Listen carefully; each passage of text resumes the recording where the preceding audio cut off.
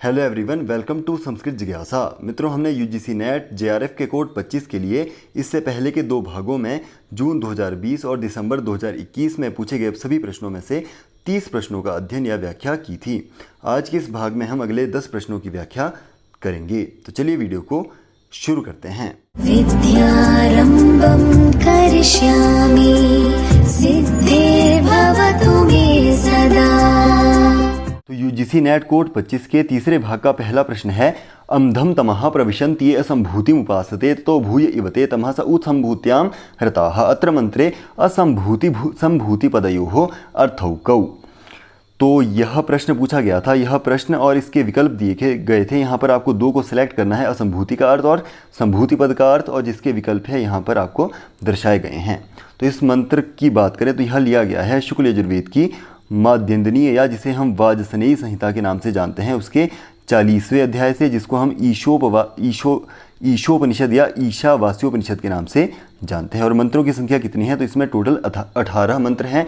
और जिसमें बात की गई थी अविद्या अविद्या की, इसमें बहुत ही अच्छे से चर्चा की गई है, या कर्म की उपासना इसमें बताई गई है, कर्म का समुच्चय इसमें बतलाया गया है। तो प्रस्तुत जो यह मंत्र है उसमें कहा गया है कि जो असंभूति यानी कि अव्यक्त प्रकृति की उपासना करते हैं वे घोर अंधकार में प्रवेश करते हैं, प्राप्त करते हैं। और जो संभूति यानी कि क्रिया ब्रह्म या कार्य ब्रह्म की उपासना करते हैं वे मानो और भी अधिक अंधकार को प्राप्त करते हैं, उसमें प्रवेश करते हैं। तो इसमें असंभूति पद का अर्थ था अव्यक्त प्रकृति, यानी कि ऑप्शन नंबर बी इसमें सिलेक्ट होता है। दूसरा कार्य ब्रह्म, संभूति पद का अर्थ है कार्य ब्रह्म या क्रिया ब्रह्म। तो इसमें आपका ऑप्शन नंबर सी सिलेक्ट होता है, यानी कि बी और सी, इसका ऑप्शन नंबर सी सही उत्तर इसका हो जाएगा। अगला प्रश्न है, अध्यात्मम अत्र कथमः समासः। तो इसका लौकिक विग्रह हो जाएगा आत्मनि अधिआत्मनि, इसका लौकिक विग्रह हो जाएगा। तो इसका अर्थ होता है आत्मा में या आत्मा के विषय में, और यह सप्तम यंत है। तो इसका अलौकिक विग्रह हो जाएगा आत्मन जमा अंगी, सप्तम यंत है तो सप्तमी के एक वचन में बन जाता है, या सुबंत में से जो प्रत्यय लगता है वह अंगी, और अधि इसमें अव्यय लग जाएगा।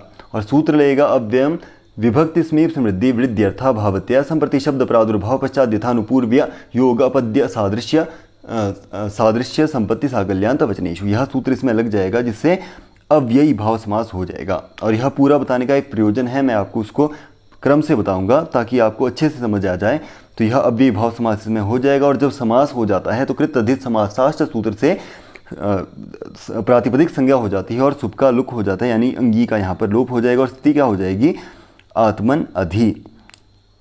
और ऐसी स्थिति होने के बाद प्रथमा निर्दिष्टम समास उपसर्जनम से उपसर्जन संज्ञा होगी, और अधि पूर्व में स्थित हो जाएगा। जो अव्यय है वह पूर्व में आ जाएगा अव्यय, तो अधि आत्मन स्थिति हो जाएगी। और ई को ई पूर्व में है और आ यानी कि अच वर्ण पर में है, तो इको यणची सूत्र से इक के स्थान पर यण आदेश हो जाता है। जब अच पर में हो तो ई के स्थान पर यह आदेश हो जाएगा। स्थिति क्या हो जाएगी?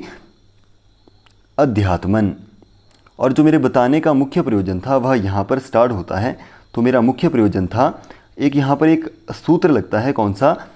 अनश्च सूत्र, जिससे टच प्रत्यय यहाँ पर हो जाता है। टच में टकार की टूटू सूत्र से यहाँ पर संज्ञा हो जाएगी, और च जो है वह अंतिम हल वर्ण है, तो हलंत्यम इससे जो है इसकी संज्ञा हो जाएगी। और जो तस्य लोप है उनसे जो इस संज्ञक वर्ण है उनके लोप हो जाएगा, और अ मात्र यहाँ पर शेष रह जाएगा। तो स्थिति क्या हो जाएगी? अध्यात्मन जमा अ यहाँ पर स्थिति हो जाएगी। और इसके बाद यचिभम सूत्र से भ संज्ञा हो जाएगी, और नस्त अधिते से टी भाग का लोप हो जाएगा, यानी कि स्थिति हो जाएगी अन का लुक होने के बाद अध्यात्म जमा अ। उसके बाद इसमें फिर से सु प्रत्यय होगा, सु को अम आदेश हो जाएगा, तो स्थिति बन जाएगी अध्यात्मम। तो मुख्य क्या है? अनश्च से टच प्रत्यय होना।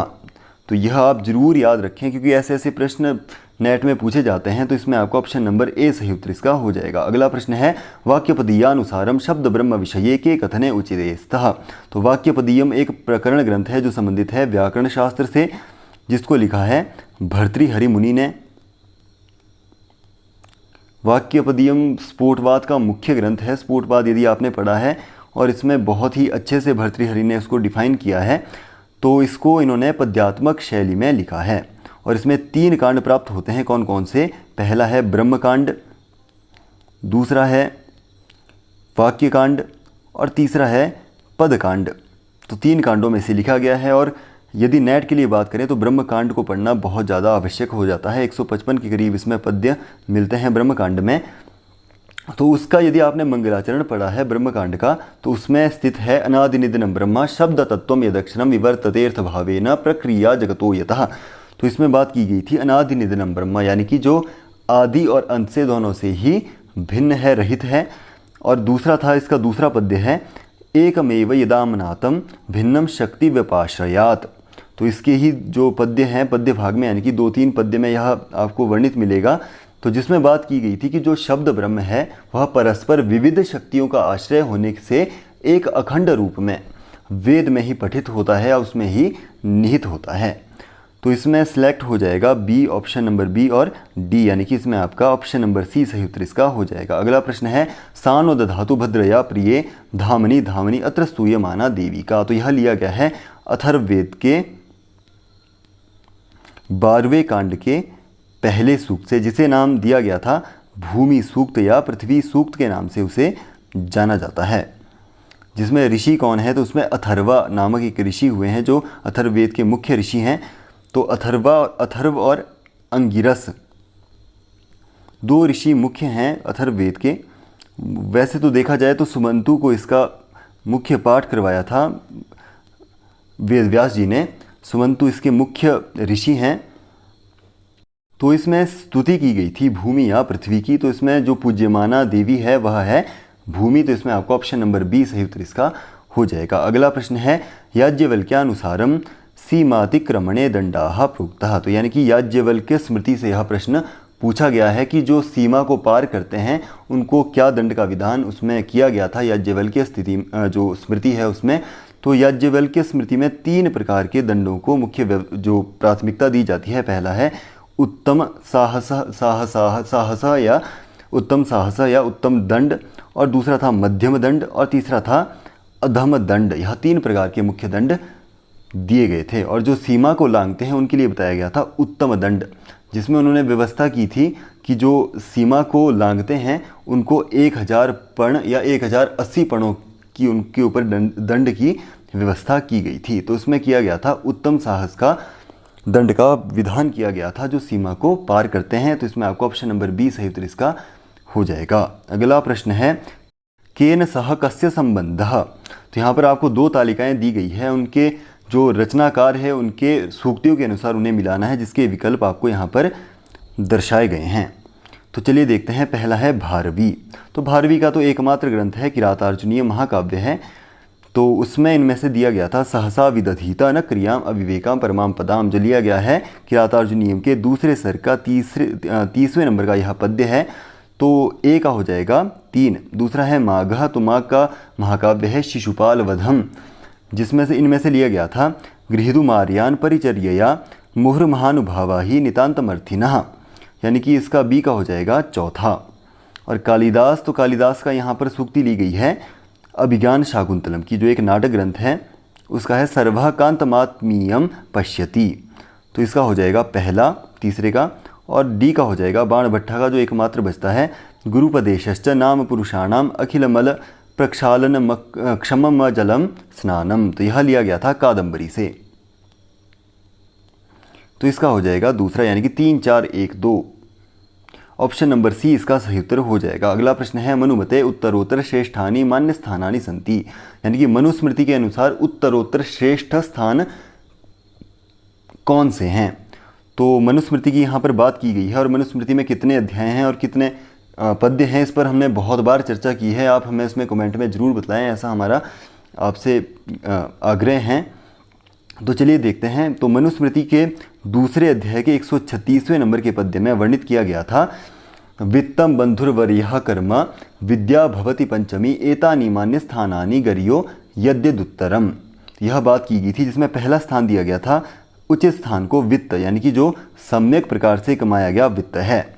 तो इसमें पहले का हो जाएगा, जो पहला इसमें क्रम हो जाएगा वह है ई। और दूसरा था पितृव्याधि बंधु। तो दूसरा था बंधु, कौन कैसे बंधु, तो पितृव्याधि या पिता इत्यादि बंधु। इसके बाद था बंधु के बाद जो अगला है वह है कर्म। कर्म कैसे, तो श्रौत स्मार्त आदि इत्यादि जो कर्म है या याज्ञिक कर्म है उसके बाद यह बात की गई है तीसरे में।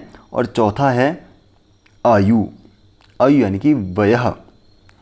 तो ई के बाद हो जाएगा ए के बाद हो जाएगा सी के बाद हो जाएगा बी। और इसके बाद बात की गई थी विद्या की।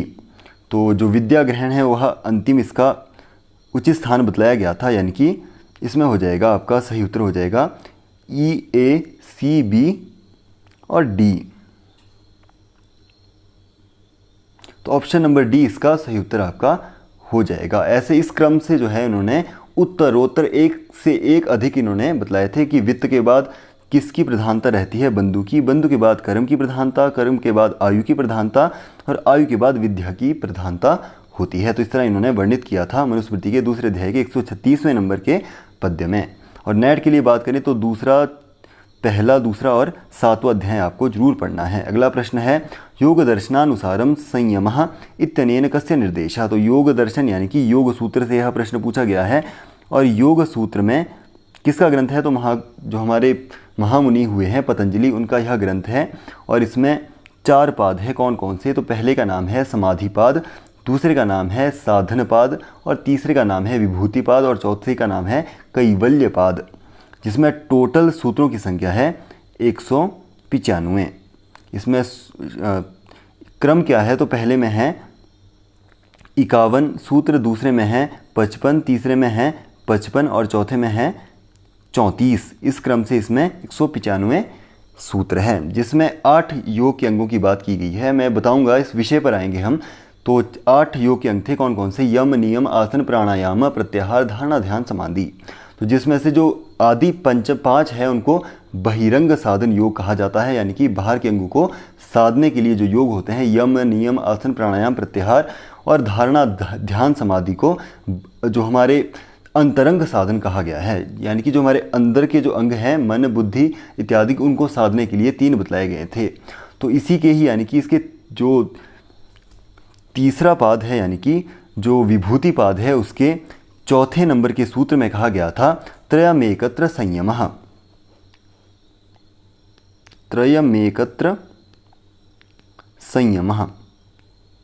तो 3 कौन कौन से हैं, तो 3 है धारणा, ध्यान, समाधि। जो ये हमारे बहिरंग साधन के योग हैं, इनको ही संयम कहा गया था। कहाँ कहा गया है, तो यह कहा गया है इसके तीसरे पाद में, यानी कि विभूति पाद के चौथे सूत्र में।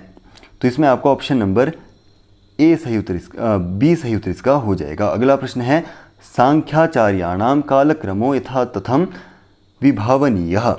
तो सांख्य दर्शन के प्रवर्तक जो पहले आचार्य हैं वह तो कपिल मुनि हैं, तो इसमें पहले ही हो जाएंगे कपिल मुनि, यानी कि ऑप्शन नंबर ए। और उनके शिष्य थे आसुरी, इन्होंने योग सूत्र की रचना की थी। इनका यानी कि आसुरी का कोई ग्रंथ हमें प्राप्त नहीं होता है। और आसुरी के ग्रंथ थे पंचशिखा, जिन्होंने षष्ठी तंत्र इत्यादि बहुत सारे ग्रंथों की अच्छे से व्याख्या की है। और पंचशिख के बहुत सारे आचार्य हैं जो उनके शिष्य थे, जैसे कि जैगी शव्य है, दैवाट्र है इत्यादि बहुत सारे उनके आचार्य हैं जो शिष्य रहे हैं।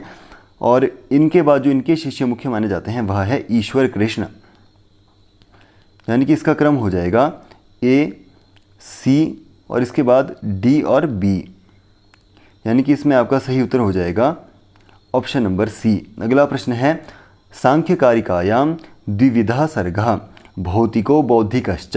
बिल्कुल सही है, 2 प्रकार के सर्ग हैं, भौतिक और बौद्धिक।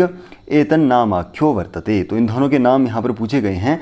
तो इनमें इन दोनों के नाम है, पहला है लिंगाख्य, यानी कि लिंग को हम कह सकते हैं इनमें से बुद्धि, तन मात्राएं, लिंग को कहा जाएगा तन्मात्र परिणाम।